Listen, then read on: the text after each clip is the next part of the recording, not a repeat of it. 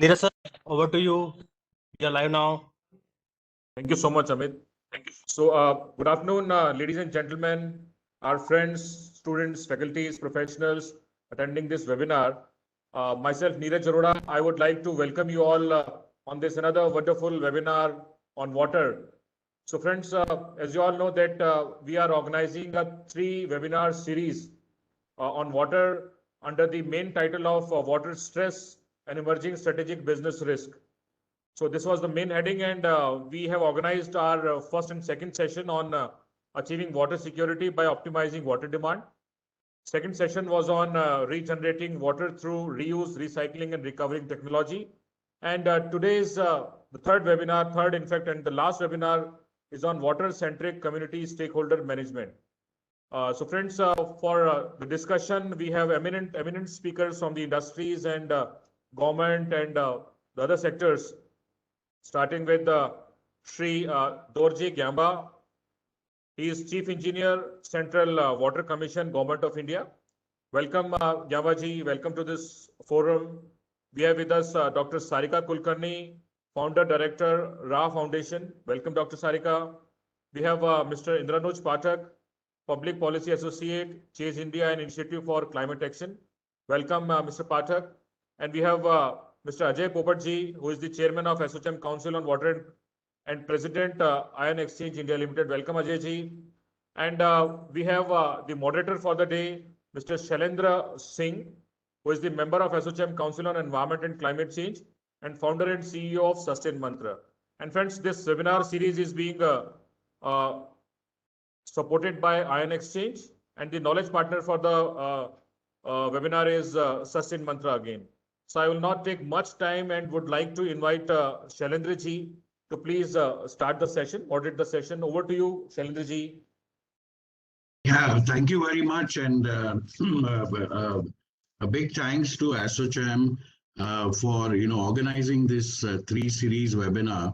I must tell you that the first 2 webinars were very enlightening, and we covered a wide range of subjects. But the one that I was most looking forward to is the one that we are going to hold today, because I think that is where, where the interface between water as a resource and the communities is where we will, I think, make or break our situation. I'm quite sure that for people on the call today and the webinar today, that the fact that India is a water stressed country is not is not something unknown.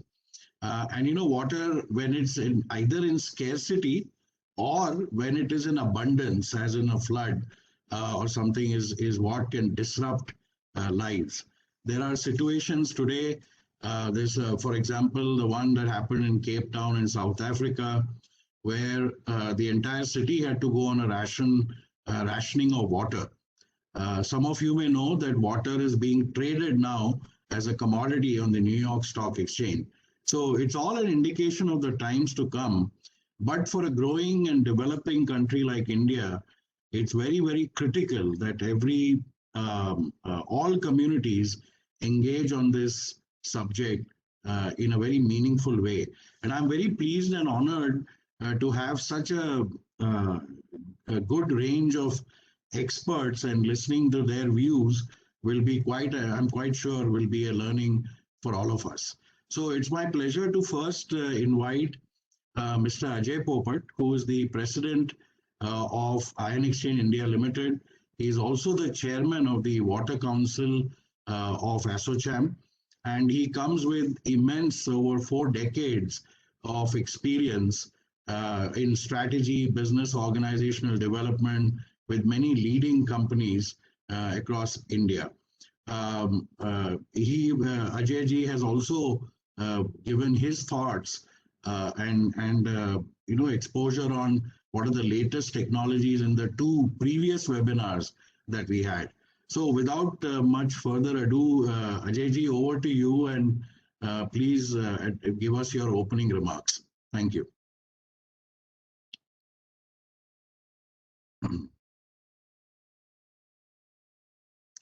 Ajay, yeah, sorry, we could not hear you for a moment, but it's okay now. Please go ahead. Yeah. So good afternoon to everybody on the panel, and also all of you who have joined this webinar series organized by ASSOCHAM. And on a topic which I agree with Shailendra ji is also very close to us in terms of water stress and its impact on the business. So I'm going to be talking on this topic and the subject through some of my slides in order to give a practical assessment on which otherwise can always be considered as something very abstract, because all of us are aware about the importance of water and the sort of stress it has caused globally and particularly to our country.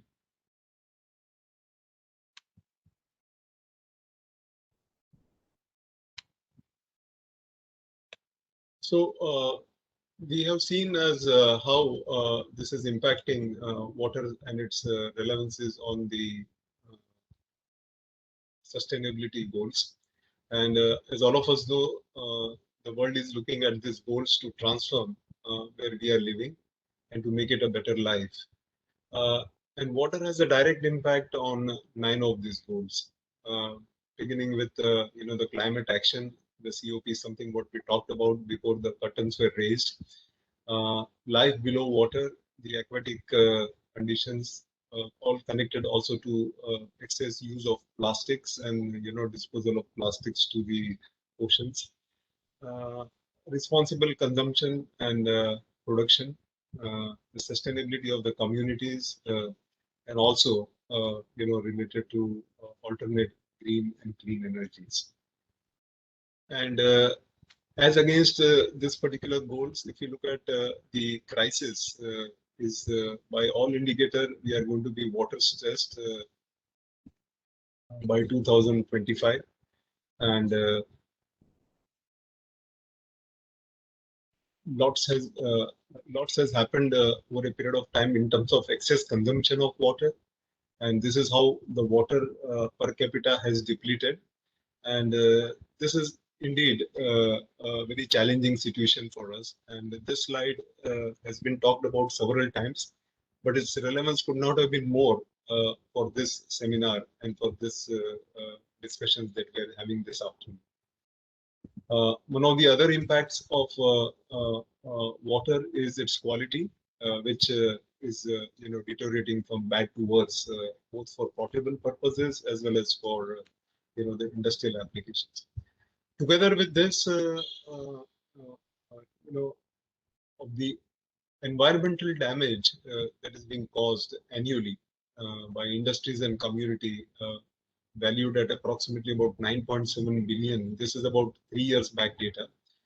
7 billion is due to water pollution. Rampant industrial water pollution generated by almost 3 million small and medium sized enterprises, which during this 1 year COVID period did not function, and also did the large industries, and we could see the impact on the quality of our waters in rivers, etc. So this directly is an indicator of how much waste is being discharged to surface water bodies, and untreated and undertreated effluent, which cause severe ecological degradation and also the water contamination, resulting in less than 30% of the population having safe access to drinking water. There are white issues related to air pollution. There are brown issues related to land pollution, solid waste management, particularly. A city like Mumbai generates close to about 8,000 tons. Delhi generates 6,000 tons. And with urbanization happening and due to the lockout, the amount of waste which is being generated is humongous, creating a big impact on the land issues. And of course, there are green issues related to environment pollution affecting forestation, the biodiversity, sustainable agricultural practices, dredging and countryside management, all cumulative leading to more than 150 million hectares of land getting degraded and unfit for agriculture, and 70% of the wildlife due to deforestation. So all these issues put together, along with water, have a big impact on the sustainability quotient of the producing entities like industries. And I'm just sharing with you a quick survey that we had conducted and which is relevant to our today's topic amongst 15 top companies in virtually in each industry segment over a period of 5 years, in order to assess as how the industries view sustainability not only as their goal to make themselves look socially better, but essentially a tool which is impacting their competitiveness and profitability. And the analytical framework took us to identifying 15 companies in every industry. So all put together, we shortlisted 520 companies from the heavy industry, the medium industry like pharmaceutical, food, textile, sugar, etc., hotels including, and we researched 260 companies, and we looked at how do they view sustainability as a challenge rather than their goal in the short term period of about 5 years. And this is what has come out, as our survey, as you see here, that on a long-term risk outlook, if one looks at economic challenges, environmental challenges, geopolitical challenges, societal challenges, and technological challenges that can impact the profitability and the competitiveness of the industry, water crisis, as you could see, came out as very, very significant. Much more than natural disasters and certain things like weapons of mass destruction. So climate action failures is what the industries were most worried about, impacting their profitability and sustainability. Water crisis, more than weapons of mass destruction, natural disasters, more than the cyber attacks, and even more than infectious diseases, something which the world is going through right now. And we were quite surprised by this because we thought the whole world had come to a standstill and stop, which actually did not, as we recovered very quickly through these infectious diseases. But what keeps everyone worried is not as much as about the infectious disease, particularly in the industry, but it's basically the water crisis. This is the outcome as the top 10 risks pursued by the industries over the 10 things. The other thing, most of these 275 companies looked as sustainability, they believe, reduced their risk. Because all corporations and organizations factor risk in their strategy and in their operations. And thus 275 plus companies integrate water sustainability as their strategy to mitigate water risk with significant capital allocation, investments in recycling waste, zero liquid discharge, apart from threats of litigation and reputational risk from poor environment management records. Most of them believed that sustainability practices will increase their revenue. And they considered, though long time it has been considered as non-financial, are coming to the core of financial analysis. And if you look at the ESG practices, which are now mandated by the company law board, this is truly coming into the balance sheets and the discussions with, and when it comes to the balance sheet, it also means that the investing public is also interested to know how the company is doing with respect to sustainability portions. Many believe that eco-innovations will make them grow at an annual rate of 15% and report profit from higher sustainability and higher ROI. The third finding we had was on the sustainability improves brand and reputation, that they differ from the earlier trend of just greenwashing. And many companies now cite people, planet, and profitability as the 3 P's of their bottom line. And most companies in their annual report are answering their role for sustainable operations that conserves natural resources, particularly water. All of them believed that it reduces cost, and they have put benchmarks against their production. So a steel industry would say per ton of steel production, my new benchmark is that I'll consume only about 3 meter cube per water. A paper industry puts a benchmark. Every industry is putting up a benchmark to their efficiency through water. Most have invested in water audits to also reduce water cost and to gain market share around sustainable strategy.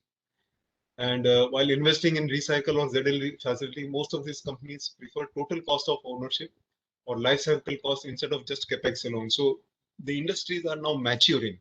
They have gone from the growth state to a mature stage where they're not only looking at the cost of investment of such water saving technologies, but what they are essentially looking at is, the life cycle cost over the period of 10 years. Okay, and this is what came from ITC Triveni, that in the last 2 years was very fruitful initiative in water conservation. They've been able to reduce 4,000 KLD of fresh water, reuse 8,000 KLD of backwater, and recycle about 4,000 KLD of treated effluent from milk. This is only a representation, but most of the industries believe this is what happened. And finally, sustainability attracts investment. As all of us understand right now, there is so much of influx of money into the Indian capital market, and most of the overseas funders are looking at companies who are very high on sustainability quotient, who are very high on managing natural resources, who are very high in reducing water consumptions and footprints, and they are the ones who attract investment. So if you put all these 5 things together, there is a carrot and there is also for both of these things. And in the if it, in conclusion, if one has to say that if one goes through this whole sustainability maturity curve from compliance to balance to advance to a leadership position, it not only affects the top line through higher market shares, better profitability, apart from a preferred company status amongst those who want to invest both financially and otherwise. And these companies have adopted 4 TAP strategies to meet their requirement of water, because without which their whole sustenance, apart from profitability and competitiveness, would take a backseat. So rainwater harvesting, treated sewage as a reuse, desalination as a source of water, and very importantly, reusing industrial effluents. And the technologies and the drivers are resource recovery, sustainable treatment technologies, affordable zero liquid discharge, automation, and digitalization. And the processes are integrated through which water and wastewater are simultaneously treated, byproducts are recovered, and overall these integrated solutions result in source reduction, product recovery, waste minimization, and water reuse, providing all the benefits of the 5 advantages which the industries perceive through sustainability investments. And all during COVID, what has shown us that such things can be remotely managed and operated, reducing the dependence on manpower in industries and processes which critically have to use water for the process and utility applications. Thank you very much. And this is the few words which I had to share as a curtain raiser to this very interesting event today. Thank you, Ajayji. And I think you have, within a span of 10 minutes, really very well covered the entire contours of the problem statement, if I may say, both from a global as well as from a local angle. And thank you for your words of wisdom. I learned today that out of the estimated nearly $10 billion of environmental damage, that such a high percentage is because of the quality of air and water. Yes. And that certainly is a eye-opening phenomena. And thank you for sharing this survey. And it's particularly, I feel that with sustainability becoming important and it's becoming part of the boardroom agenda, I think we will definitely see some change. Thank you very much, sir. Right. Please stay on, because we want your wisdom on question and answer that will come certainly during the program. Yeah, I'm there. Yeah. Thank you, sir. Thank you. With that, it's my extreme pleasure and honor to invite the chief guest of the occasion, Shri P. Dorji Gambaji. He is the Chief Engineer for Central Water Commission, Government of India. Gambaji is a 1993 batch Water Engineering Services officer, and he joined Central Water Commission in August of 1994. So good, almost 2 decades of experience in that field. He has obtained his graduation in mechanical engineering. He has worked with Bharat Electronics, Ministry of Defense. He's also worked in CWC, in RM and WP and P wings. And he comes to us with extreme in-depth knowledge of what is the situation with the water scenario. His biodata reads very impressive, and I'm sure all of you who are on the call are going through it as I read it out. But really, Gambaji, we want to hear from you. I know that the government of India has announced a very ambitious plan on water, and it's been identified as a key area that the government will work on. But we are all eager to hear you, sir, in your views of water and how community management, community stakeholder management is critical in India. Thank you, sir, for your time, and over to you. Thank you, Shailendraji, for nicely introducing me. I will share my.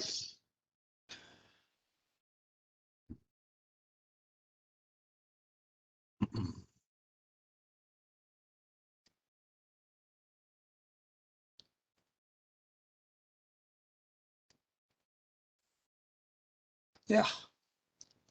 Yes, sir. We can see your slides. Thank you. Thanks a lot, Shailendraji, for introducing me.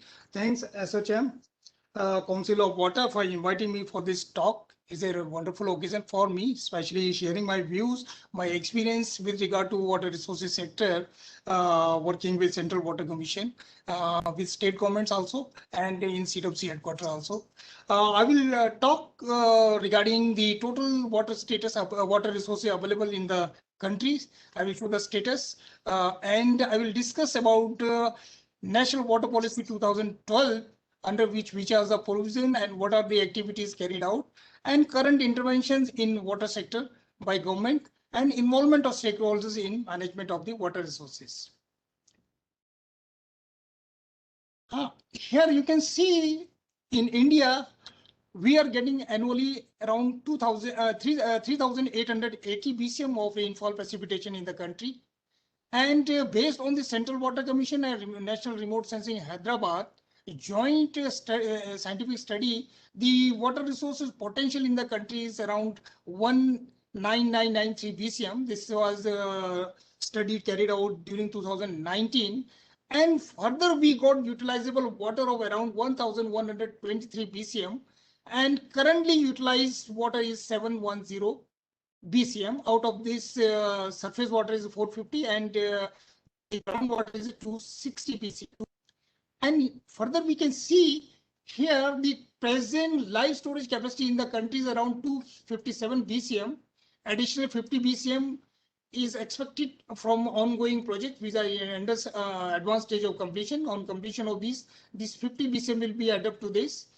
With this existing the storage capacity, the total surface water capacity is 450 BCM, which is 65% of the total utilizable surface water, and stage of groundwater development is around 60% in the country. Coming to precipitation, monsoon, rainfall, what we are getting in the country, that is very interesting. We are getting 75% of the precipitation, that is around 3,000 BCM during the 4 months of June and September. And in the countries, in some places, we are getting more than 11,000 mm rainfall, and some places we are getting only 100 mm rainfall. Now, situation how to manage these water resources where we are getting very less rainfall.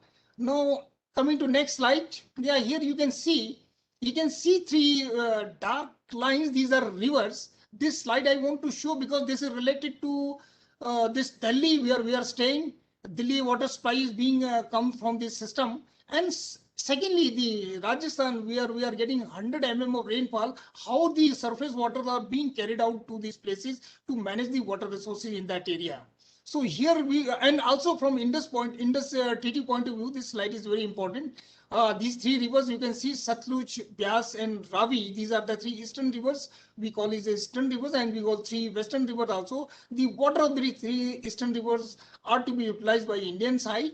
And we got 3 major dams across these 3 river basins, rivers. Against on Satluj, we got Bakhda, and on the river Byas, we got Byas Dam, and we call it Maharana Pratap Sagar.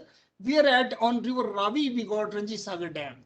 The water of 3 reservoirs are being stored in this. The total capacity of these 4 reservoirs around 14.27 BCM, with a Bhakra of around 6.23 and Pong 6.16, and then Sagar 2.3. So these water, the rainfall water being received, rainfall and snow melt water being received in this reservoir, being are regulated at Harike, at Madhopur Headworks, and at Nangal Dam, and subsequently at Ropar Dam. For Rajasthan, because this whole system was set up on the mutual understanding of the three states, Punjab, Haryana, and Rajasthan, and whole this setup, this infrastructure was built after the independence only. Only except this Firozpur and the Madhopur Headworks, it was built before the system. But these reservoirs has been major reservoirs, and the canal system was built after the independence only. So the Rajasthan share of water is being taken from this Harike barrage. You can see the Rajasthan feeder canal. This Rajasthan feeder canal only takes the Rajasthan share of water from the two rivers, and it goes right up to Jaisalmer. So this is how the state government and government of India plans and things are managed on the ground. This I just wanted to show. Here, as we know, our population is increasing day by day, and our urbanizing, the rapid urbanization and high economic growth, the water demand is increasing day by day. And other side, with climate change and over this monsoon, this our rainfall pattern, the situation of management of water resources becoming more critical day by day. So here you can see the different sector water demand in our country. We can see 2010, the water demand was 710. Out of this 710, major water is being consumed by irrigation, agriculture. Then we got drinking, then we got industry, energy, and other. Same, if we, with the population forecast of 1.4 billion in 2025, we are expecting the water demand will be around 850 BCM, and in 2050, it will be around 1180 BCM with for the population of 1.6, with the food grain demand of around 450 metric ton in 2050, whereas in 2018 the food grain demand was 278. Here we can see with this the demand of water, with increase of population and food demand is going to increase. The water will be more in the stress position. Here we can see the per capita water availability in the nation, as Mr. Ajay ji also discussed. Here we can see in 1951 water availability per capita, 91 figure we can see 2001, 2011, and 2025. Water requirement will be availability is 1370, and in 2050 it will be 1140. So here we have drawn two lines. One is water stress line, one is water scarcity line. Water stress means when the water availability is less than 1700 cubic meter per person per year, then we call it water stress. If it goes below 1000, then we call is water stress. The world average is around world average per capita availability into 1804 was 42,370 meter cube, whereas in 2014 it was 5850. So now, as we have seen, the major water is being used by irrigation in India. Coming to the irrigation status in the country, this is the total land resource with us is 328.73 million hectare. Out of that, agriculture land is around 181.95 million hectare. Against this 81.95, the net sown area is 139.99 hectare, which we call it ultimate irrigation potential.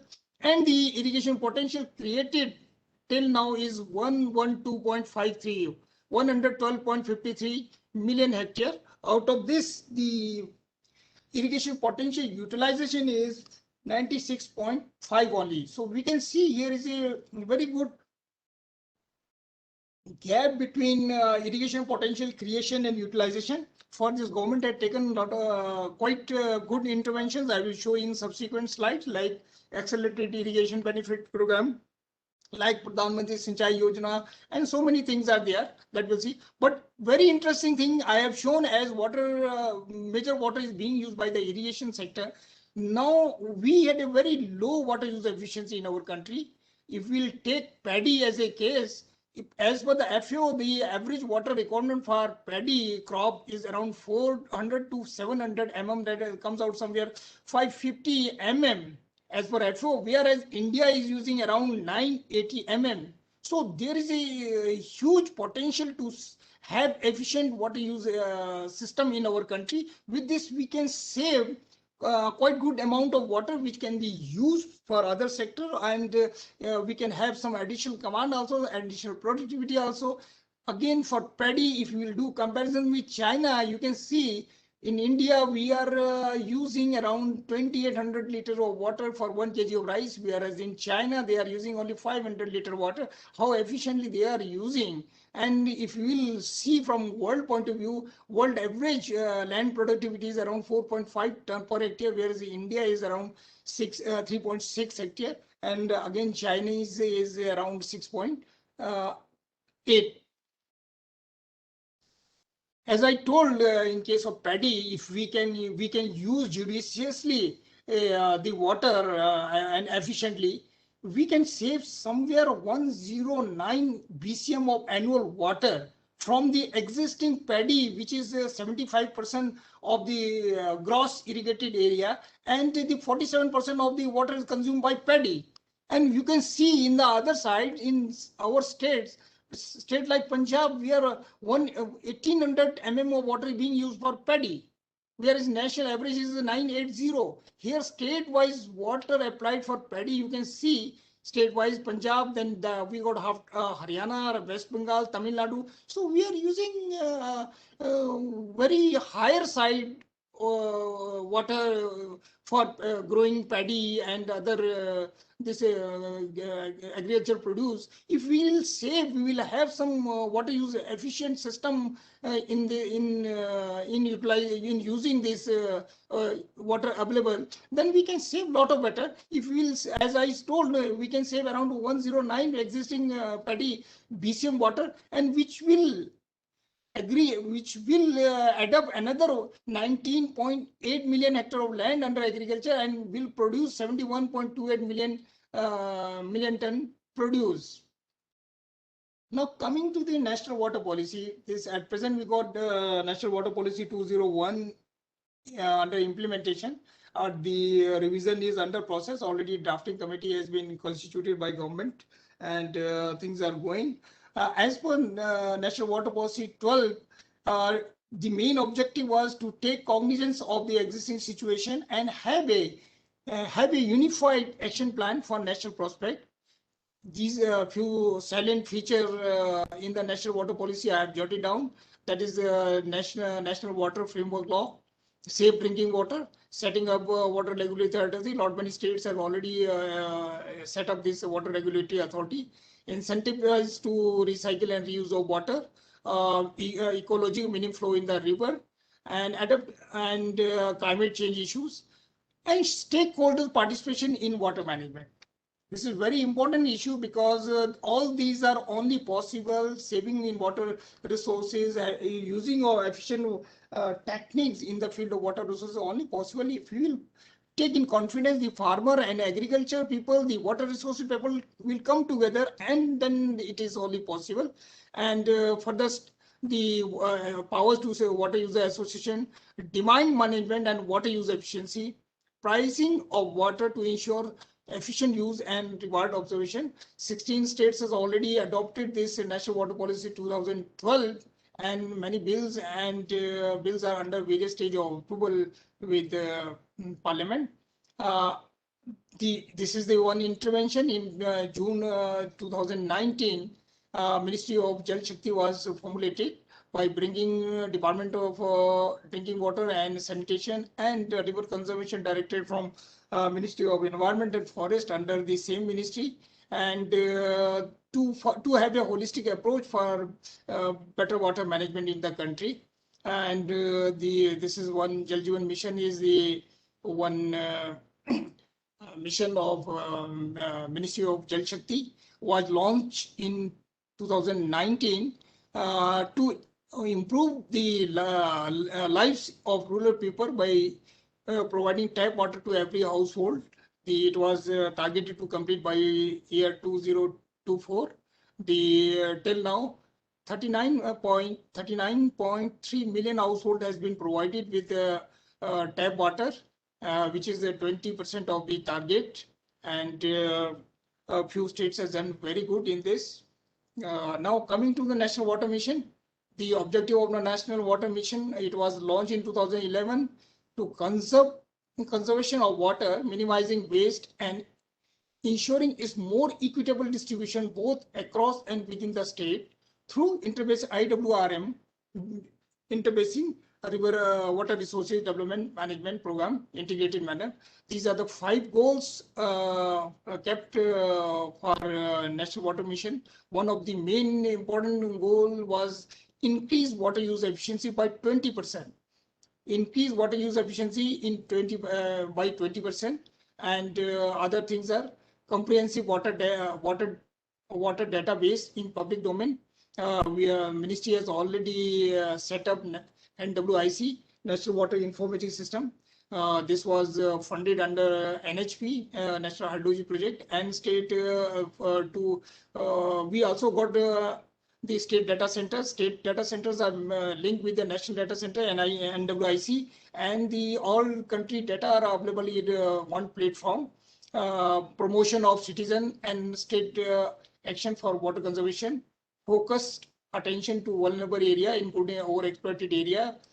We have initiated Atal Bhujal and so many groundwater activities to have better groundwater management, and promotion of basin level integrated water resource management. This is very important to see to develop the water resources. We have to look basin as a whole, one single unit. So that part was also flagged in the one of the goal of the National Water Mission. Presently, a lot of campaigning, Catch the Rain, Sahi Fasal was being launched by National Water Mission, coordinating with R&D on climate change issues, organizing water talk and tech talks and National Water Mission Award. These are the activities being carried out by National Water Mission. Jal Shakti Abhiyan 1, it was launched in year 2019, between July to November 2019. It was a mass movement for water conservation. It was taken up in 256 districts of 1592 water stress blocks in the country for water conservation. The Jal Shakti Abhiyan 2 was launched by Honorable Prime Minister on March 22, 2021, with the call Catch the Rain Where It Falls, When It Falls. And now coming to next intervention is Swachh Bharat Mission. It's the world's largest sanitary and behavior change program, launched in 2014. About 105 million toilets were constructed, and more than 600 million people have changed their behavior of open defecation. And coming to next intervention is Namami Ganga. It was launched in 2014. And with under Namami Ganga, around 176 MLD capacity of additional sewage treatment plants have been constituted by completing 14 projects under Namami Gange. These are the current intervention related to the water use efficiency in the irrigation sector, AIBP, Accelerated Irrigation Benefit Program, Har Khet Ko Khani, and micro irrigation and watershed management. And the current intervention PMKS was taken in mission mode in 2016-17, where 99 projects has been listed for early completion. Pari Passu implementation of CAD activity was thought for these 99 projects, because unless you will not take complete the command area development activity, the ultimate irrigation potential what we will create will not be achieved. So under CAD activity, we are looking after the farmers' requirement from seed point of view, from the leveling of the land and the micro and the advanced irrigation techniques and so many things, and some soft and hardware component. Two components are there under command area. The estimated cost of the this PMKI mission board was around 277,598 crore. And now coming to the achievement, 44 projects has been completed. Additional irrigation potential of 2.5 million hectare was created. And Pradhan Mantri Jal, under this same thing, per drop more crop, 4.9 million hectare was covered under this, and 1.25 million hectare was brought under protective irrigation under this watershed development program. This is one intervention with interlinking of river. As we have seen, the rainfall is not distributed equally in the country. In the some basin we got surplus water surplus basin, and some we got deficit basin. And this National Water Development Agency was to carry out the water balance study and prepare a feasibility study. They have identified 30 links in the country, 16 peninsular component and 14 Himalayan component. And Godavari Krishna is presently under being implementation. And memorandum of understanding is signed between state of UP and MP recently with regard to construction of Ken Betua River. Now here we can see this is a Betua River. The water of Ken will come here. Here we can see these three water structure already on Betua River we got. From this MP and UP, they are taking their irrigation water, irrigation, drinking, thermal, so many all different that. So by having this additional water from the cane, it will help the downstream command and area habitation to with regard to water availability. If you will again, I will come into this slide. As we are saying, interlinking of river here in 1970s, we got 3 links. We can see this Satluj Byas river is linked with Satluj. This is Byas Satluj link. Byas Satluj link. In this, the Byas water of Byas is put into Bhakra Dam. Around 8,000 cubic of pani regularly every day we are putting from Byas river to Satluj river. This not only help us in fulfilling the water requirement of the Bhakra Dam, it also helps moderating the flood downstream of the Byas river after this point. And it also helps in regulating the water from Indus point of view. If the surplus water is going from here and coming to this side, and here we can see this Ravi. Here also we got one link. We got it Madhopur Byas link. Rather, we can say Ravi Byas link. Madhopur is the place. Ravi water is being taken to Byas, and this Byas river is further regulated here. Like in Delhi again we are taking water of Satluj from here, Bhakra main line, then SYL is not there, but in Nirvana branch, and it is going to catch the upper Western Jamuna canal water, and through Delhi branch it comes to here. So you can see this linking of irrigation project, which you can see the benefits easily on the ground. How we are benefiting the area where water, there is a water scarcity is being fed from the surface water where we got excess water. So this was the basic concept, and National Water Development Agency is going with this these links. And next intervention is National Aquifer Mapping Management. This is basically related to for groundwater management. Around 24.8 lakh kilometer square area has been identified for mapping by March 2023. About 14 lakh kilometer is already mapped by Central Groundwater Board. This is Atal Bhujal Yojana. It launched in 2020, and this was scheme was taken up in 9,000 water stress Gram Panchayats of 18 districts from 7 states. The total cost of the project is around 6,000 crore. This is a World Bank funded program. And coming to the National Hydrology Project, data is a very important, as you know, for planning, for anything, we require data. So under hydrology project, as per the National Water Policy 2012, the data collection has given top priority, and it was launched in 2016. And around 48 implementing agencies across the country, they have joined this program. Under this program, state governments as well as central agency, they are developing their data collection network throughout the country, and this data is being put to NWIC. And state government, they will put their data in the state data center, and state data center will be linked with the central data center, that is NWIC, and the access will be available to the public for processing, for the researchers, for public, for utilizing, for know about their water availability in the country.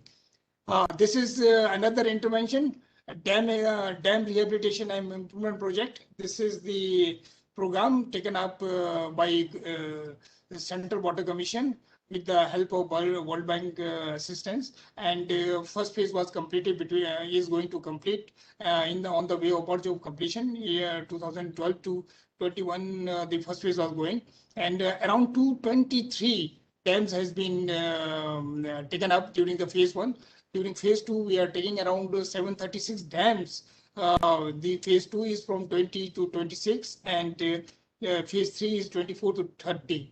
So these are the different, the 4 components we have identified under the DRIP, because all we know with our dams are quite old, and the safety of dam is very important issue. For this, and better utilization of water, this very program DRIP was taken up by Government of India. Now coming to the participatory irrigation management, we can see some few very interesting on ground achievements by the local community, by the individuals, by having some intervention on the on ground. One is Ralegan Siddiqui and Ahmedabad, where we can see Anna Hazare and his team, what a wonderful thing they have done. They did, and the results I have jotted down. These are the good amount of water availability. Farmer can grow now crop round the year. Milk production has increased 4 times. Growth in economic in this area. These are the small intervention has given a very good result with regard to water conservation. And the second is Khibri Bazar and the Maharashtra. This is again a success story where the community has played a big role with the initiative of the local Sarpanch, Mr. Popitrao Pawar, focusing on the rainwater harvesting and form a watershed conservation and management program. It was a very good success story of the on ground. The result we can see, water table of the area, which was earlier 40 to 80 feet, has come up to 20 to 25 feet. Cropping pattern in this area has been changed from earlier jowar and bajra to onion, potato, and horticulture. Monthly per capita income from earlier 830 in 2095 to it has increased to 30,000 today. So these are some results which has been recorded in our record. And further, one more good this in Rajasthan, we can say Mukhyamantri Jal Swarlamban Abhiyan. This was launched. It was first year. The work was started in 3529 villages. Subsequently, 6,000 villages are included every year for next 3 years. This is one of the again a very good community-driven or government, state government initiative in the field of water conservation. So this is regarding to involvement of technological tool as use of groundwater pipeline in the water distribution system in the command of the irrigation. As I have shown, the major water is being used by agriculture, by irrigation. By having this groundwater pipe, we can save good amount of land acquisition as well as water. So around 26 projects has adopted this this underground pipeline, and they have we have find that around 12,000 hectare land has been saved from land acquisition, and we have saved around 2,386 crores of money from this. The second one is solar panel over open canal. This is the case of Narmada Canal, Gujarat. The pilot project in 750 meter of canal, 1 megawatt was generated. And further they have later gone for 9.5 kilometer. This Vadodara branch canal with 35 megawatt potential.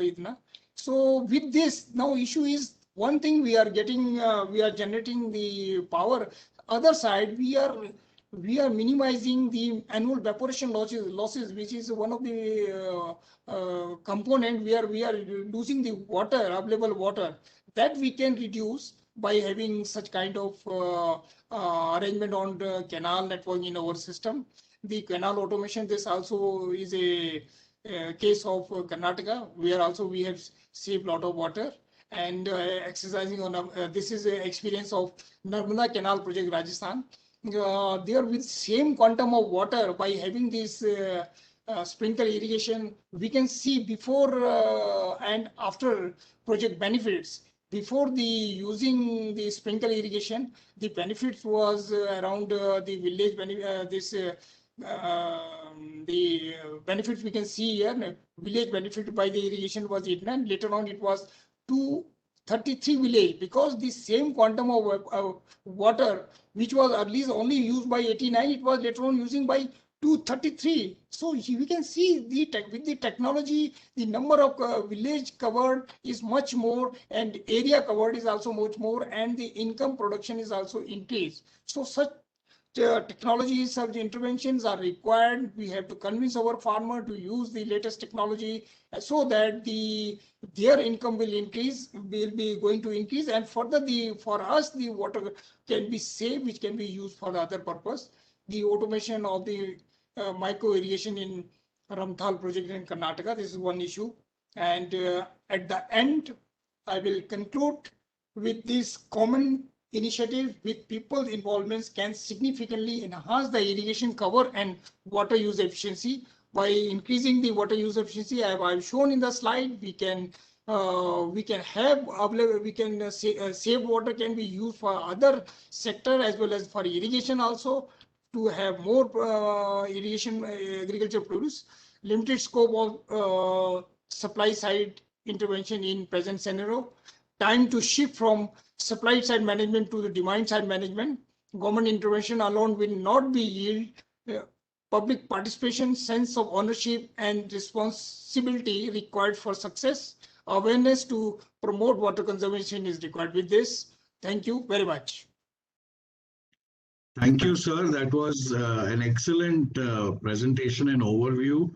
In a very short time, you've been able to cover a lot of information, which I'm sure will be valuable for all the attendees. Please, and you gave a very good overview of how the government is seized with the importance of water and what are the various initiatives, plans, and you also followed it up with some really good actual case studies. But I particularly liked the way you summarized it, Gyambaji, that ultimately if you don't have people and community participation, it's not just the government can do all, and everybody has to play a part. So very, very eye-opening session, sir. Thank you so much. Please stay on. There will be questions coming, which I'm quite sure. Some questions had come during your presentation, but I think your presentation itself was an answer to many of those questions, particularly about what the government's doing, how can we improve water efficiency, so on and so forth. So kindly, thank you. Pleasure listening to you, sir. Please stay with us. We have two more speakers to go, and then I'm sure we will have a lot of questions from the audience. To the audience, if you have questions, kindly put it in the Q&A box, and we will try to take it towards the end of the session. Let me now invite Indranuj Pathak. Indranuj is a public policy professional with the lifelong aim of water security for all.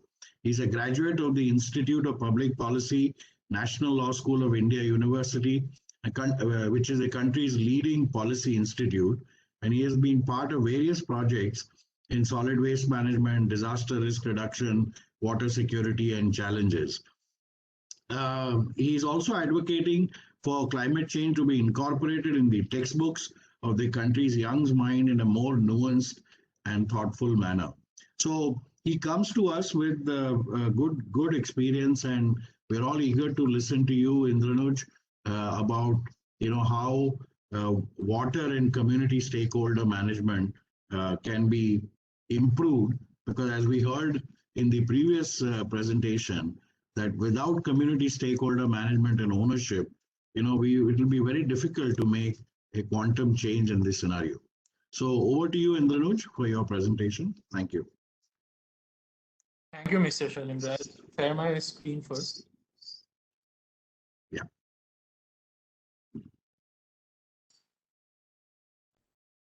Just a second.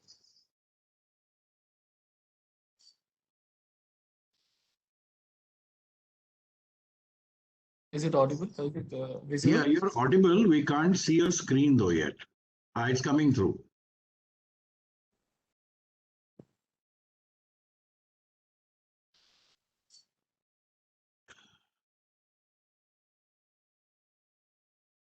Can you see the presentation?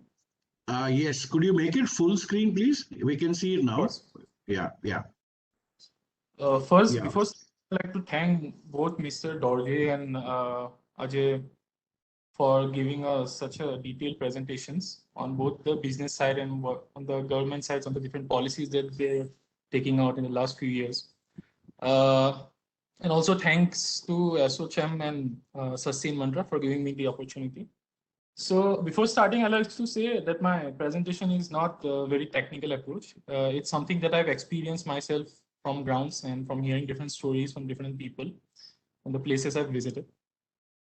So I'll be putting up 3 different aspects to the water and community issue from Bihar, Kerala, and then Delhi. So I believe the way to look at the whole approach of the interaction between water and communities is firstly the availability and accessibility of water in the first place. That goes without saying. Secondly is the awareness of maybe the different policies, the way to access the water that is lying around.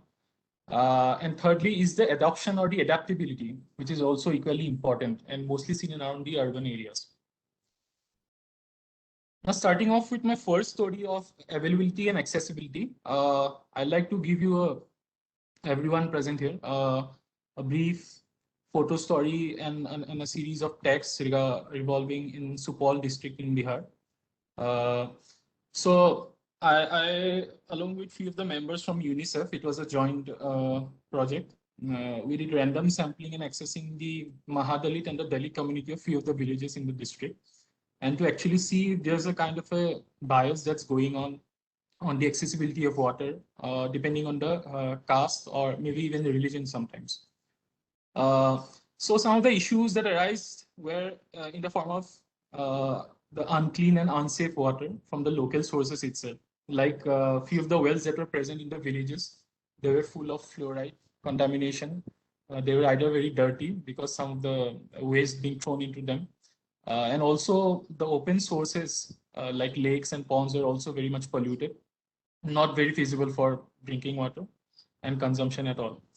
So, and one thing I also noticed in some of the villages is the unstructured and unregulated gram panchayat. So as we all know, if municipal body and the water sewage board is a body that looks after the water treatment and water distribution in the urban areas, it's the gram panchayat in most of the places in the country that looks after the water supply in the villages. So it was a very fractured sort of a system that was going on. In many places, there were files that were missing. In many places, people didn't know like how to streamline the whole channels. So all those sort of issues that were lying down in the ground. Now, this also led to some other issues as well, like forward linkages to serious health hazards. And in many cases, I also saw malnutrition children and women in the ground that due to the inaccessibility of clean water, they had suffered heavily. And as I also mentioned, there were stories of discrimination by upper caste population. So inside the same village, you will see a demarcation of 2 places.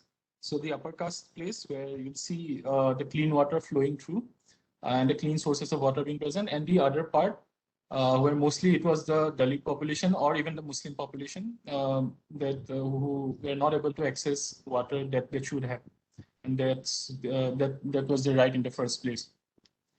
We also did assessment in schools and daily markets, but most importantly schools. We found out that the drinking water, there was no facility of drinking water inside the schools.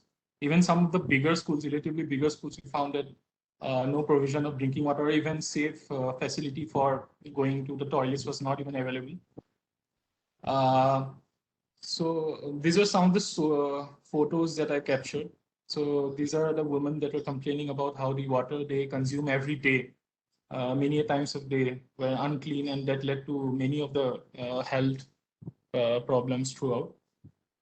And she's a child who I asked, her mother was standing beside, who she told that she has been suffering a lot in the last few months because, I mean, the water that was available to them was not really clean, and there was no treatment facility around. The second picture, the picture on the right, is from a school where under the midday meal scheme, the food was being prepared. I tried to check on the quality of the water that was being used in the midday meal scheme.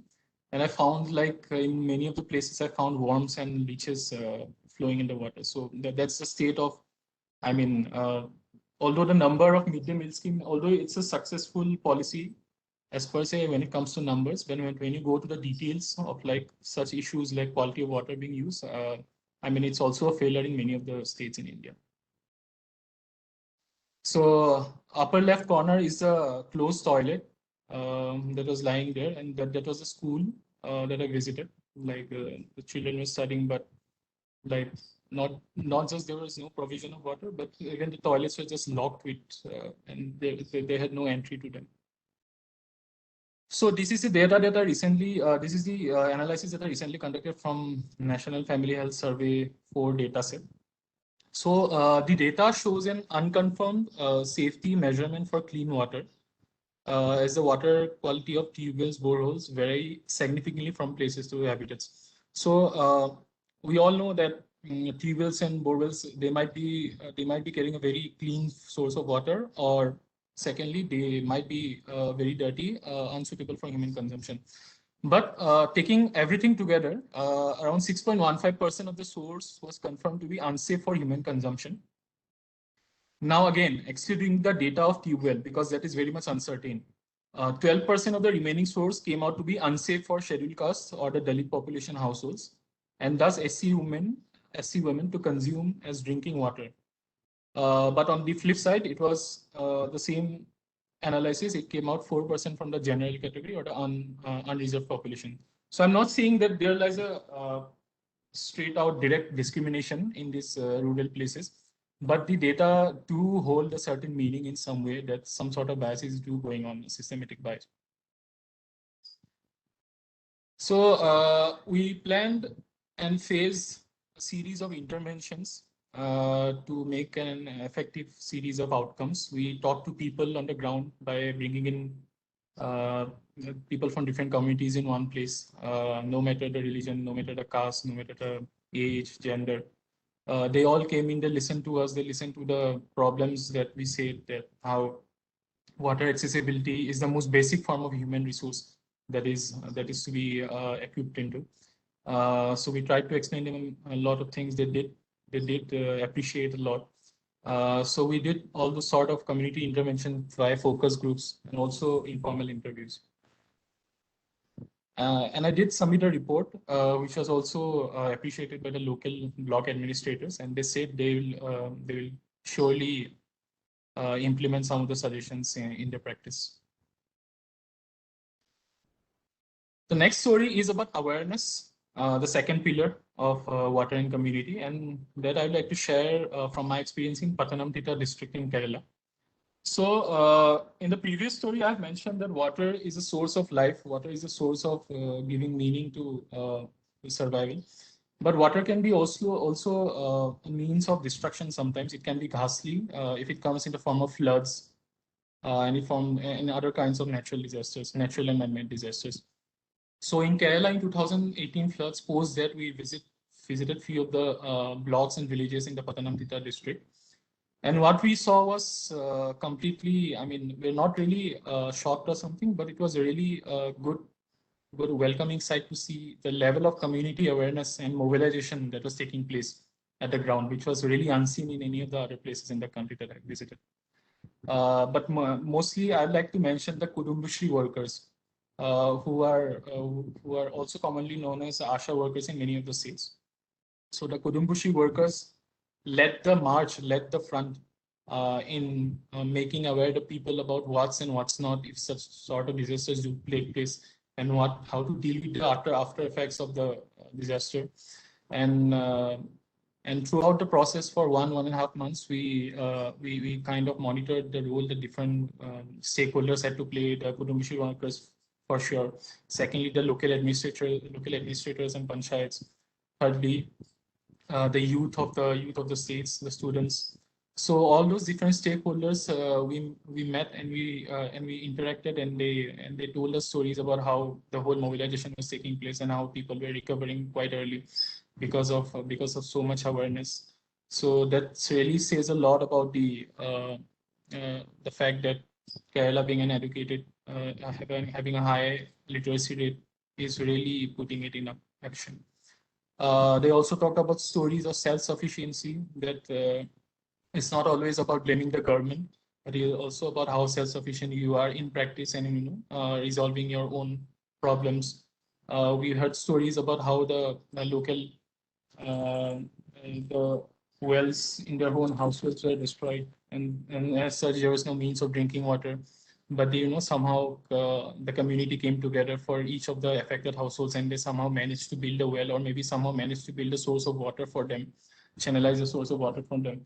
We also heard how the farmers were really affected, the agricultural crops and everything was really destroyed, and how again the different communities, they came into discussion with each other, with the farming community, and how they tried to help them in certain way or the other.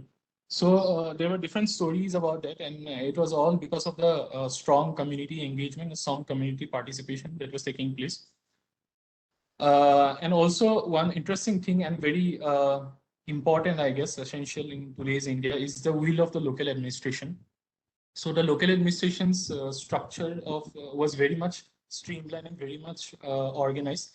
What I saw was they held meetings with sort of agendas with them, like these are the things we are going to talk to, these are the people we are going to talk to, this is the time that we'll meet. It was not very unstructured, as you can see in some of the states in the northern belt in India. So it was very much structured. They listened to the people, what they have to say, and they also tried to correct the changes while also in practice. So it was a very structured form of redressal mechanism also taking place there.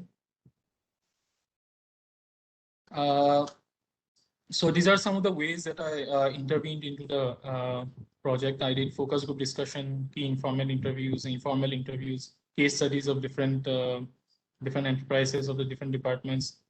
Secondary information was also collected by me and the rest of the team in the form of department reports, media reports, and also panchayat development reports. So at the end of the day, my whole conclusion of the awareness factor is that it was a very proactive community-based engagement. It was not like a hue and cry sort of an engagement, like nothing is being provided, so we'll sit idle or something. The general observation was that those affected showed true resolve in bringing back life to normalcy very quickly.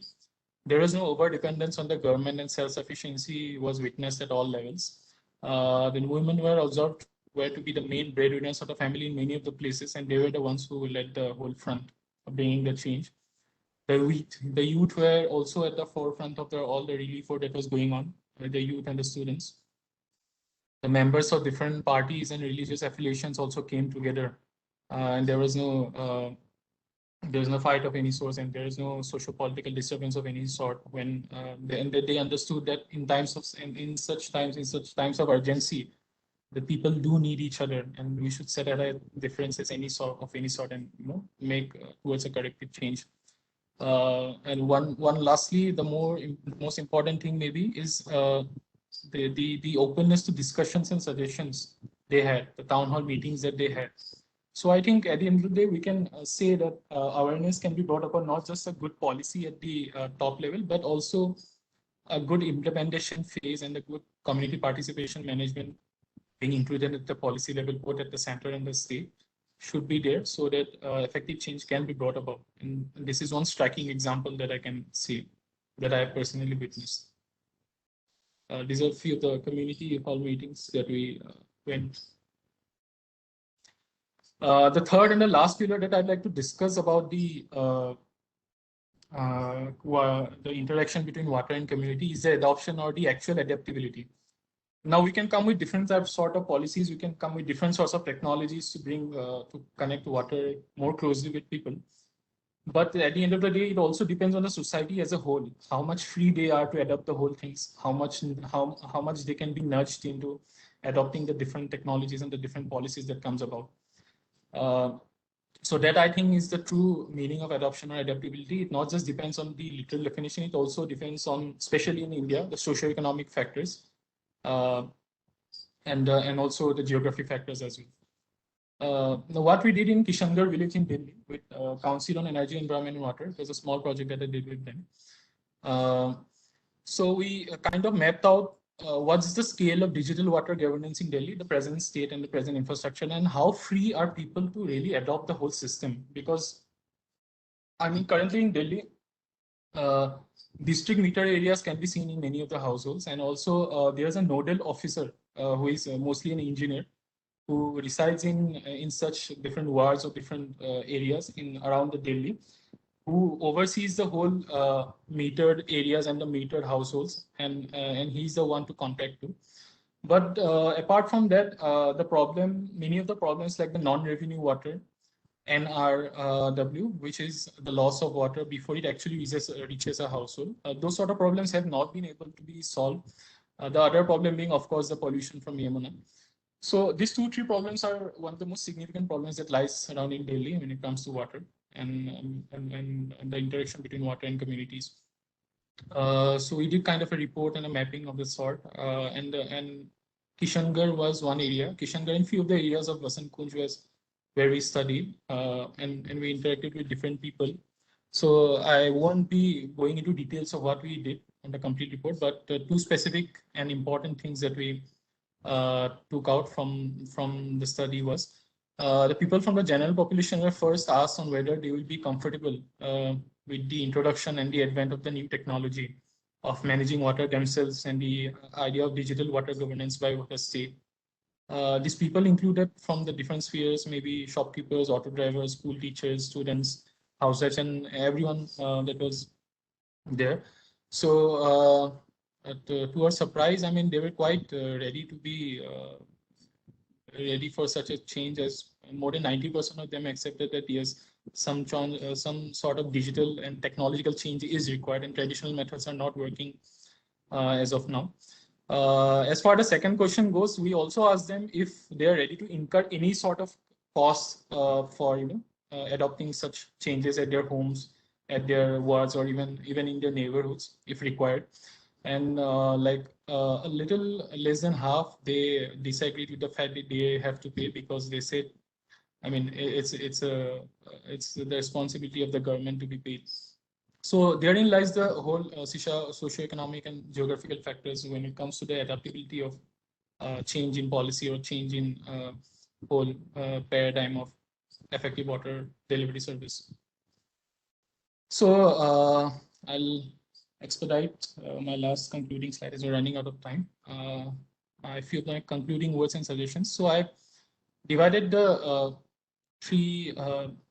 I've divided as 3 pillars of like change we can look into. First is at the central or the national level, where we can actually, I mean, of course, Sir previously has also mentioned about the different national water policies and irrigation policies coming out. But I'm saying that when the next big policy comes out, so it will be like 3-4 years where we can expect the next big water policy that comes out. It can look into different factors and different intervention levels that can be penetrated upon.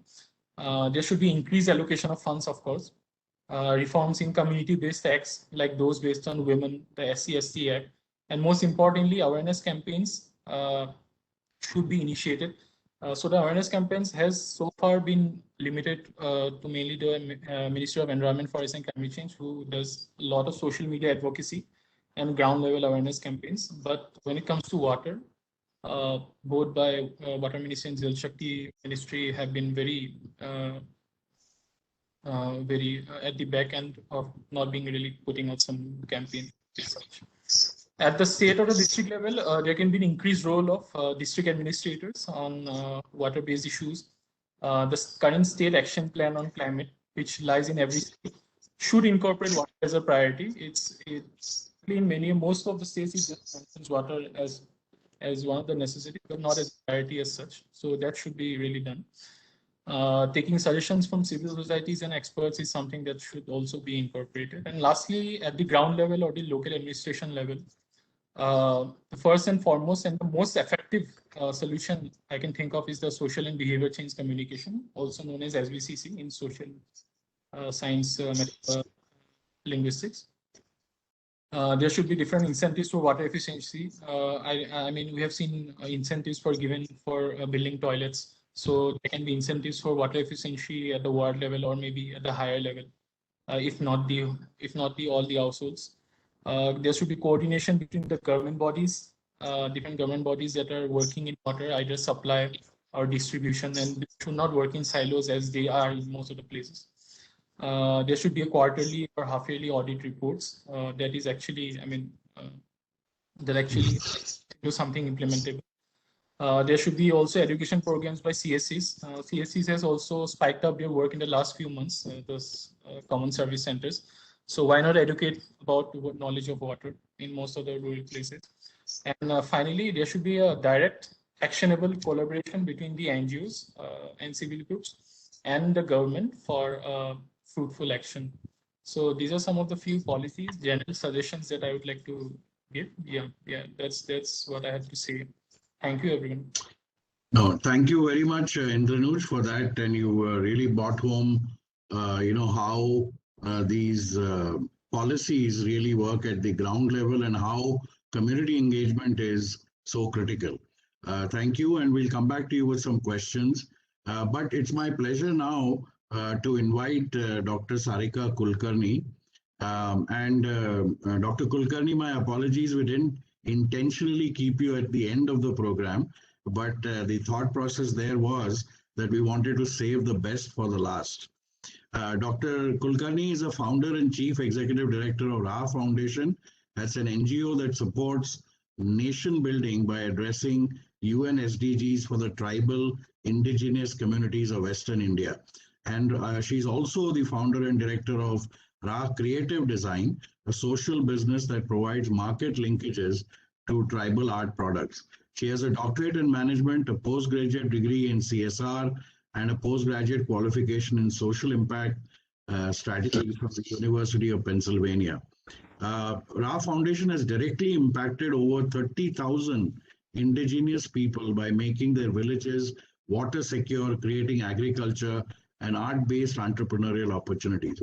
So over to you, Dr. Kulkarni, and please share with us, your experiences from the ground, building up communities.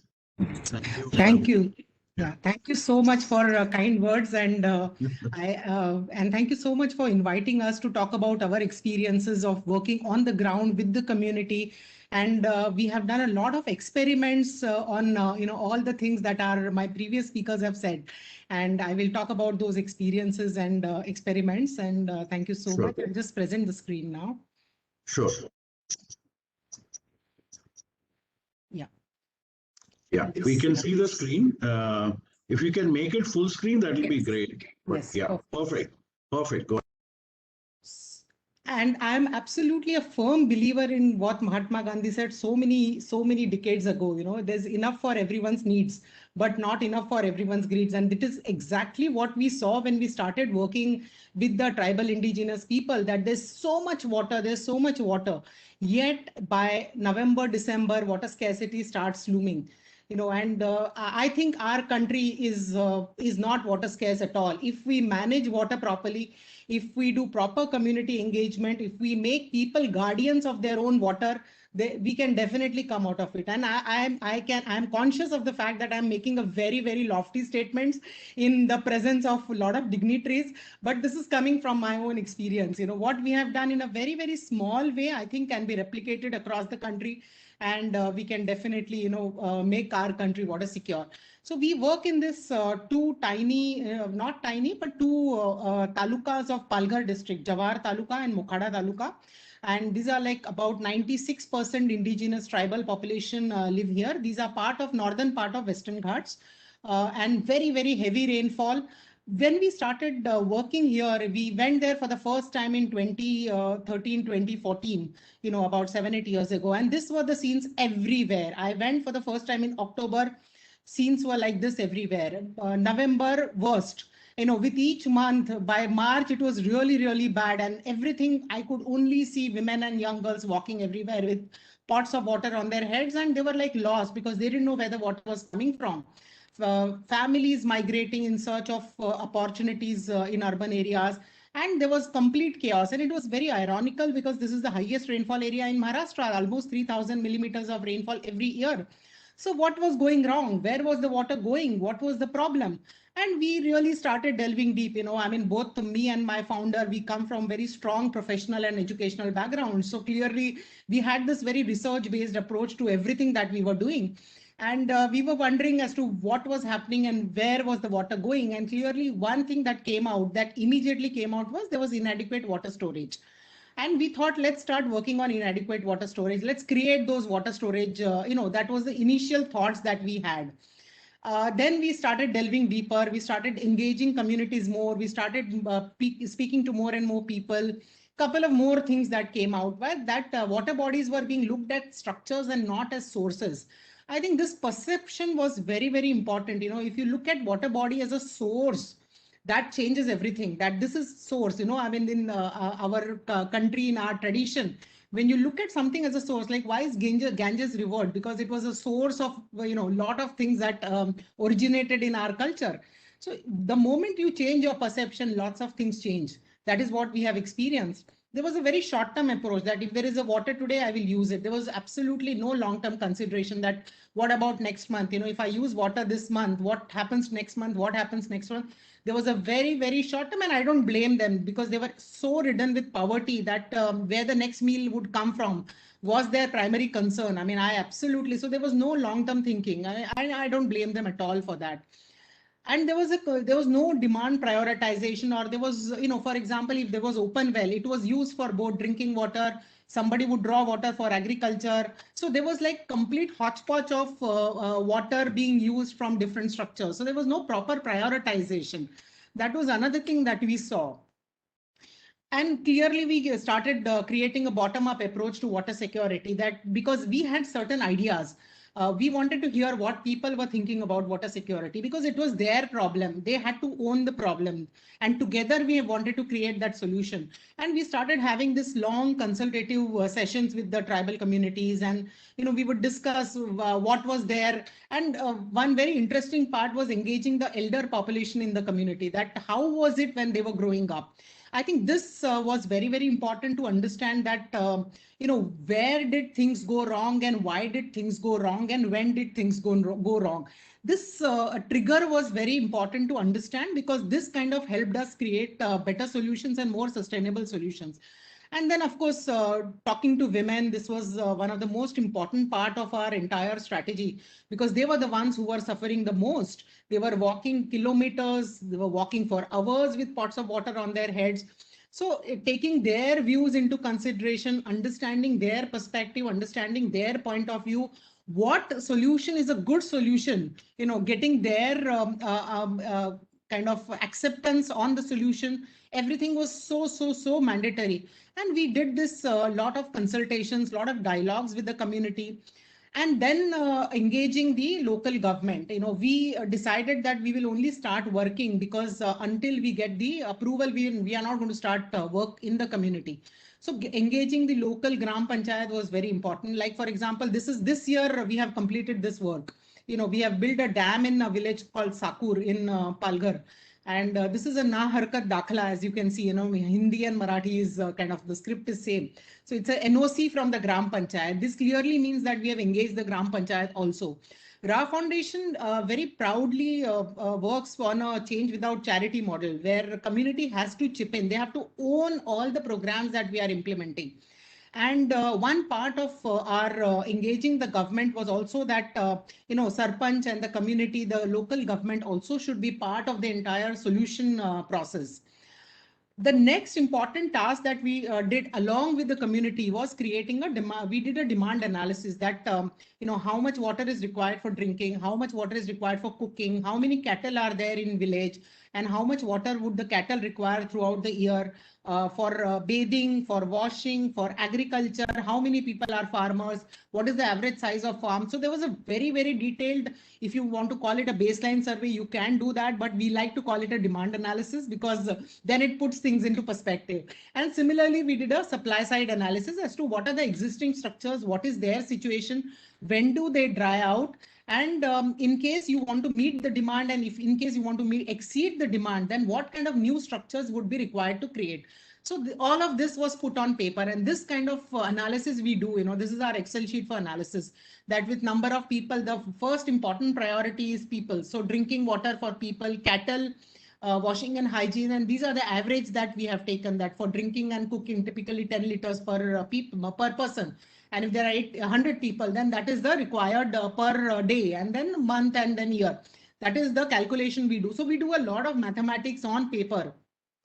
Rabi crop, how much, if 1 acre is the minimum farm size they want to till, and how many farmers are there, how much is water required. This is the entire water requirement in the Rabi crop. We encourage a combination of flowers, vegetables, and fruits so that they can get year-round income. That is, we have created that compact model of agriculture.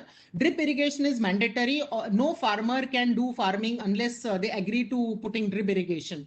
That is absolutely mandatory. And so these are some of the small things that we did, to create that overall large overarching solution for water. Similarly, construction, how many people want to construct their houses, how many weddings are going to happen. So everything was put into paper. The next and the most important thing, which I think what we have done really successfully, is creating something called Malhar Samiti. Now our water project is called Malhar. It's called Project Malhar because, of course, Rag Malhar. So we call this water management committee as Malhar Samiti, and our tribals love the name. They want to be a part of Malhar Samiti. It's so musical because. So we create this gender neutral Malhar Samiti where 50% are women who are part of this Malhar Samiti. Now this is a very, very critical part of our water management system and water solution, or creating villages water positive. Now this Malhar Samiti then becomes the guardian of all the structures that are there in the village. And their responsibility includes, they create awareness on climate change, its impact on water, that how indigenous communities are in line of fire, how there can be huge rainfall, or how constantly we are facing droughts. So they're creating awareness on water usage, judicious water usage, and things like that. Then they put rules and regulations for water usage, as in after November, December, each household can only pick up water once. Important other water lifting protocols include that if there are people want to do Rabi crop farming, etc., they need to take approval from the Malhar Samiti. They not only need to take approval about doing growing Rabi crop, but most importantly, size of motor, what HP is allowed, size of the pipes that they are using to draw water. So everything is standardized, so that there is an equitable water usage by all the farmers. It should not happen that there are a little richer farmers who are putting more HP motor and they are drawing more water and they are cultivating 5 acres of farming, but there are small and marginal farmers who then don't have water for even 1 acre. That should not happen. So there should be an equitable, because these water structures belong to the entire village. So everybody has an equal right. And the Malhar Samiti ensures that everybody gets equal amount of water. So this is a way of governance. And then, of course, approvals for additional season, like they will take approvals for Rabi in case there is water. So Malhar Samiti also does water audits regularly, as in water level checking. And if there is water, then they will also allow summer crops. So it depends on how the water is really behaving. And the most importantly is, of course, construction activity, wedding. Everybody has to take approval from the Malhar Samiti. and responsibility for maintenance of all the structures, because ultimately, you know, how do you make it sustainable? We want to exit at some point of time. We cannot be there. Typically check dams, etc., you know, you need to get them desilted every couple of years. So we cannot go back and do it again and again. So we empower Malhar Samiti with this. We do it in two ways. One is, of course, some committees are creating corpus for such situation. And second is, of course, we have also connected them with government schemes. And remember, the Sarpanch is part of the whole solution giving exercise. So there are government schemes which are in the hands of the Sarpanch, which are then used to create this desilting of all these structures and ensure sustainability in the entire process. So we do, this is like training of Malhar Samiti that we were doing, me and my team was doing. And then most important was demand source mapping. This is something which is very important. Now, the drinking and cooking water only comes from open well, because again, open well is a little bit better source of water because it's much more cleaner, because, you know, water from underground streams percolate into the open well, they come to the open well, and it's much more cleaner as compared to, and of course, we are also in the process of putting some purification plants on the well, etc. But that's going on. So drinking water, and nobody can use drinking water, well water, for anything other than drinking. No agriculture allowed on drinking on well water, only drinking purposes. So that has also ensured, you know, water security for drinking throughout the year. And that has been a very, very important part of our water security solution making. Check dams are used for cattle drinking, bathing, washing, etc. So that is and of course, agriculture for nearby farmers. Bore wells, we are absolutely against bore wells, but we only allow bore well when no other solution is possible. But last couple of years, we have started building bore wells with recharge structure. So no bore well is built without a recharge structure. So that has been our strategy. As a result, we feel less guilty about you know, extracting groundwater using bore wells or tube wells. So that has been our strategy. So this, I think, demand source mapping has also helped us enormously in ensuring that water is used properly, correctly, and accurately, and for proper uses. And then, as I said, our model is change without charity. So when I say change without charity, we tell the people that, look, we will bring in money, we will bring in material, we will bring in management, we will bring in knowledge. But manpower is something that you have to chip in. So they all come forward and do Shramdan. Now, this also has helped us because this ensures that they have skin in the game. And when they have skin in the game, this becomes their structure. This is not our structure. And this becomes the entire thing becomes bottom up. You know, they toil for a month to build dams. And this again ensures that the dam water is used very, very judiciously. Nobody throws plastics in the dam. Nobody throws any waste in the dam. If the dam becomes their property, you know, their structure. Same thing is done with open wells. Community has to participate when we are constructing open wells. And we also teach the community members, you know, the other advantage is that because they are participating in the building of these structures, they understand how these structures are made. You know, it's also our own way of building capacity of the community in not only maintaining, but also how this whole process happens, etc. It's very easy for us to airlift labor from outside and bring them here, but we don't do that because, you know, the ownership will not come. And this year and even last year, we have tried to use the NREGA schemes so that people also get paid, especially because in COVID times, you know, it was important that they get paid locally, you know, without because they could not migrate. This is our recharge borewell. This is what we do in recharge borewell. Once again, the community is completely involved in every process. I mean, lots of our youths in the community know what recharge borewell is, what it means, what it entails, how it is built, etc., etc.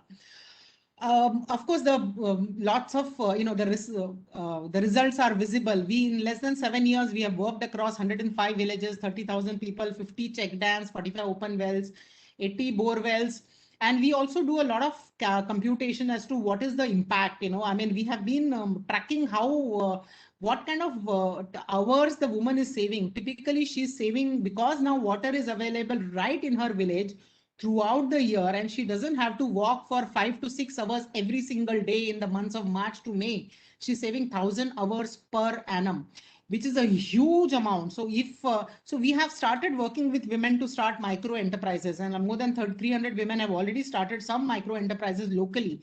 These include shops, local grocery shops, daily, you know, kind of daily needs corners, tailoring store shops, dry fish selling business, artificial jewelry shops. Our tribals, they are very colorful people. They love their jewelry. So there are some women who have started that. And they are typically earning 25,000 to 40,000 per annum. So that has been the earning. And this is from their own houses.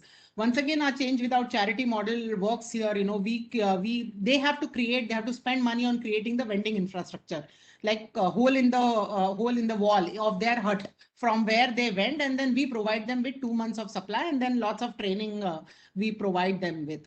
So that has again made the entire program very sustainable. Over 1,200 farmers have either completely stopped migrating or reduced their migration period by at least one season, if not more. Now, this is very, very creditable, and this is very remarkable because this is without, adversely affecting the groundwater table at all. Because as I said, that water is drawn from the runoff water, which is stored in the check dam. Primarily, the check dam water is used for farming. So agriculture is, kind of lot of bias against agriculture, that it uses the fresh water of the underground fresh water for farming. In our case, that is not true at all. Primarily, the runoff water of rainfall, which is conserved, is used. We also encourage farm ponds extensively. Over 100 farmers have already have dug farm ponds, which they use for Rabi crop. And as I mentioned, that drip irrigation is absolutely mandatory. Again, our farmers change without charity model is very evident in our farming interventions also. Now we have to understand that this tribal indigenous, they are not traditional farmers. They have been traditionally forest produce gatherers. So we have a farming school where we train them on different farming nuances, training techniques, etc., etc. And we have calculated the overall cost for compact farming. Farmers contribute 1/3 of the cost, and we give 2/3. And we, of course, 1 year hand-holding support, etc. we give. And that's again has made our program very, very sustainable. And now, because they are not migrating, because they are staying in their own houses, they are saving between 25,000 to 30,000 rupees each year. So that has also helping transform the farmers' life, transform the lives of the communities, and they have all broken the vicious cycle of desperation, deprivation, and poverty, and are very confidently moving on the virtuous cycle of growth and development. And all of this is possible only through community-based water management, because as we know, water underpins all social problems. If there is water, there is everything. And that is what our community has understood. And that is what we have taught our communities, that you are because of your water is. And, you have to, and of course, tribal culture, they pray water, they pray nature. So they pray to water. So it has also been easy for us to kind of drill this into them. And now we have a demonstration effect that how taking care of water creates a fabulous life. And other communities, other villages have come forward, and everybody wants to implement this community-based water management system that, the model that we have created. Honestly, this is a very easy model to replicate, a very easy model to scale up, and happy to share it with everybody who wants to understand how we do it and how do we do the Malhar Samiti training, etc. And I think this is, when I look back, if we had not, our approach had not been community-based, situation wouldn't have been so rosy. I'm very confident about that. Yeah, thank you so much.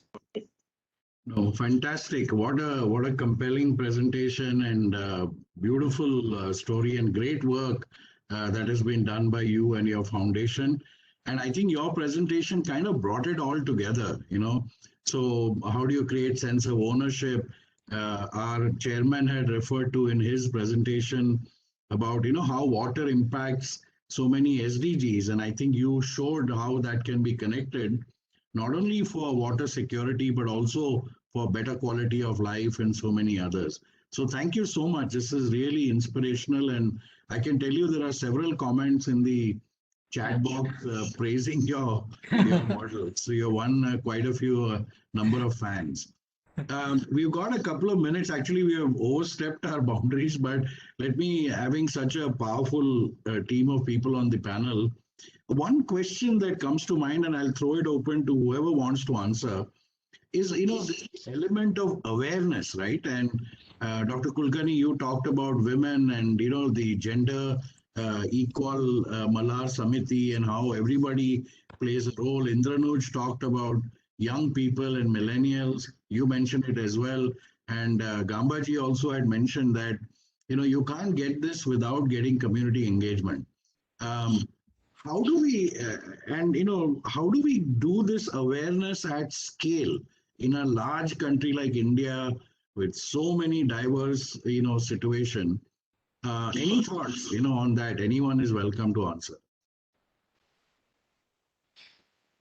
For example, I mean, just as a thought, India also has like 600 million or some of that sort number of mobile phones. Is that a way to communicate wider and get more ownership into managing, water? So how can we use technology? What are the other platforms that one can use to do this at scale? So Shailendra ji, if I may take the liberty to speak first. So, Please, what please. our experience is that, when you connect anything with economic benefit, it works. Yeah. In Right. our case, for example, we directly showed them that how having water can change their lives economically. That connection we could very successfully establish, and it was very loud and clear to all our people that water means money. And Yeah. caring for water means a good life. So I Yeah. think that was the line, that was the underlying thing that we did. And I think that's the way forward. Way forward. Yeah, I agree with you. I think that's, how do you create that? Once you show economic value, then there is very early and very quick adoption. Yes. Great. There are questions, but yeah, go ahead. Yeah, can I come in, please? Yeah, Yes, I please, agree please. with Dr. Kulkarni. But besides that, what I understand, if we'll convince the farmers or the water Yeah. user who are going to use the importance and what they are going to get from saving that water, what he Yes. can do beside the presently what he is doing, and further what he can do, and which is going to fetch him 2, 3 more, 10 more rupees in his pocket. So this will definitely make a sense, and he will also move toward that direction to save water for his own benefit. Yes. That we Yeah. have to carry I agree. forward. Yeah. I agree. Yeah.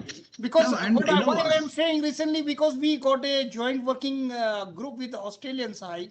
I had a discussion with them, and because we are taking one command area in Swarnrekha Odisha project. So when I told Australians, look, if we'll compare two countries like Australia and India, our land holding is very small.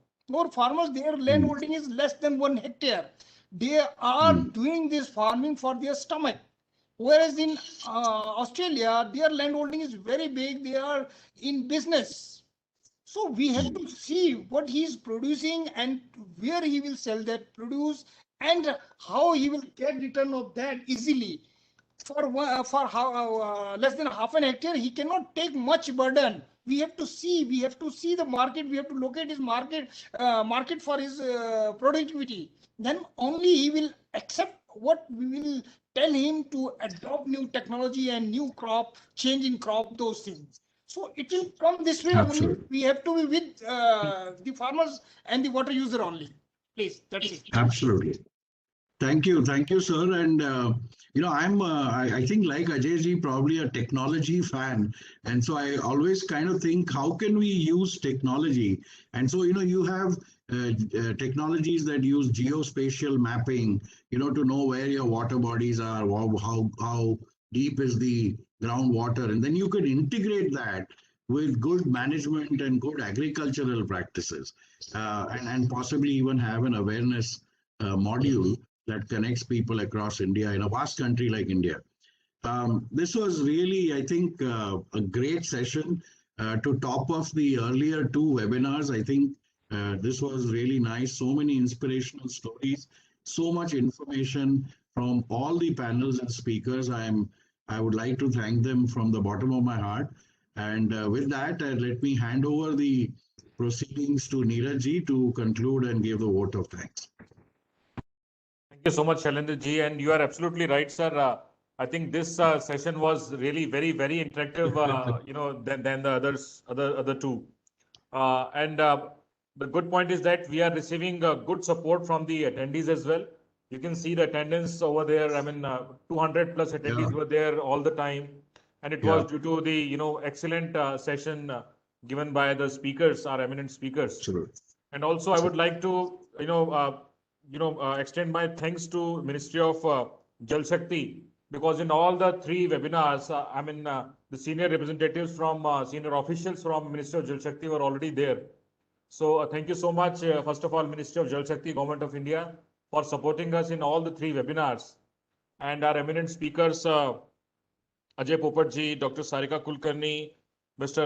Indranuj Pathak ji, and Mr. Gyamba for excellent, session.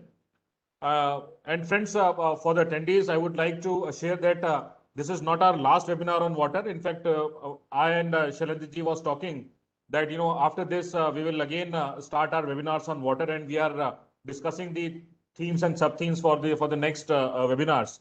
So after this meeting, in a couple of days, we will plan some more webinars, very interactive sessions on water, and we'll share with you. So thank you so much. And last but not the least, Shailendra ji, thank you so much, for organizing, for designing the concept, designing the theme and sub-theme, and, selection of speakers. Thank you so much, Shailendra ji and Sustain Mantra for the wonderful 3 webinars. And our partner, Ion Exchange, Ajay Popat ji, thank you so much for your kind support. Thank you so much. Thank you.